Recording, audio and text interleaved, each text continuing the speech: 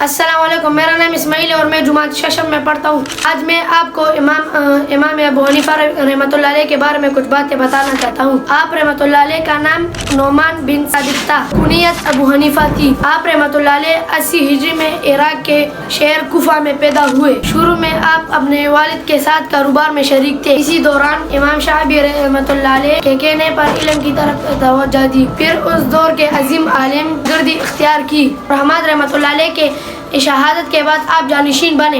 آپ نے بہت سارے اساتذہ سے علم سیکھا۔ آپ رحمۃ اللہ علیہ کے شاگردوں میں امام یوسف رحمۃ اللہ علیہ، امام ظفر رحمۃ اللہ علیہ اور امام محمد رحمۃ اللہ علیہ کو بہت زیادہ شہرت ملی۔ آپ کے بیان کردہ مسائل کی تعداد لاکھوں میں ہے۔ آپ رحمۃ اللہ علیہ انتہائی ذہین انسان تھے۔ آپ نے اپنا دماغ دین کی تبلیغ میں استعمال کیا اور دین کو پھیلانے میں بہت محنت کی۔ جو لوگ اللہ کو نہیں مانتے تھے ان کو اپنے عقلی دلیلوں سے خاموش کر دیتے تھے۔ آپ نے صرف اللہ کی رضا کے لیے دین پھیلایا۔